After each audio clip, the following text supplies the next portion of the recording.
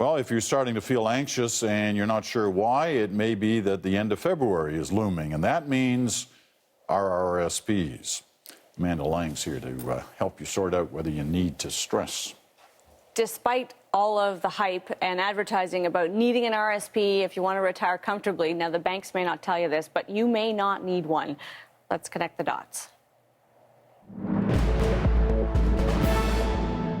Saving for RRSPs isn't easy. You've heard the pitch, but what is it? A registered retirement savings plan is a tax deferral system. You pay income tax when you take it out on retirement. So who really needs an RRSP? Not as many people as you might think.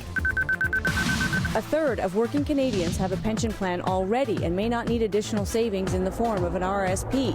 85% of public sector workers have defined benefit pensions, and about 15% of private sector workers have pensions. They may be covered without additional savings.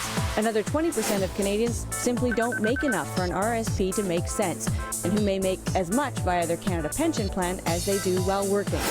That's about half the workforce who may not need to worry about RRSPs at all. Okay, so you're in the remaining 50%. There are still some scenarios that may mean an RRSP isn't for you.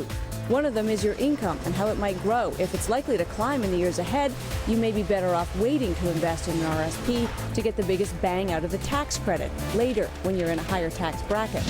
And an RRSP might not be for you if you're already in a high tax bracket and likely to remain there after you retire. If you're pretty wealthy, in other words. Then it's just a question of paying tax now or paying it later. Of course, for some, an RRSP is exactly right.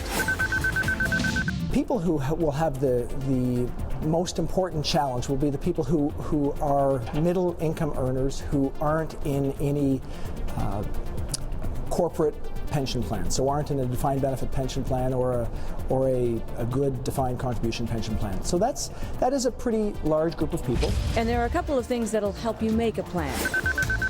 First, get a realistic view of when you'll retire. A recent average age was 61. Experts say it could now rise as high as 71. Second, you may not need as much money as you think. A lot of us have bought the message that we need 70% of our pre-retirement income to retire, but some experts say it could be as low as 50% by the time the mortgage is paid off and the kids are grown up. Those two changes make a big difference in the plan and maybe take some stress out of the challenge. So in the midst of all of the hype around RRSPs, experts agree it is a good reminder to make sure you know your plan for the future, but that may not mean you need to be stressed out about your RRSP at all. You know, for those who are relying on their CPP, the Canada Pension Plan, there was some news on that front today. Yeah, one of the big bank CEOs was musing about the potential for changing it. He said, perhaps we should make it above our mandatory investment in the CPP that allows us to save, a voluntary plan where we could increase what we save through the CPP. The federal government said today they've looked at that. It's not going to happen anytime soon. But it's a reminder that a lot of people are thinking and concerned about how much we're saving, or more importantly, how much we're not. All right. Thanks, Amanda. Thanks. Amanda Lang.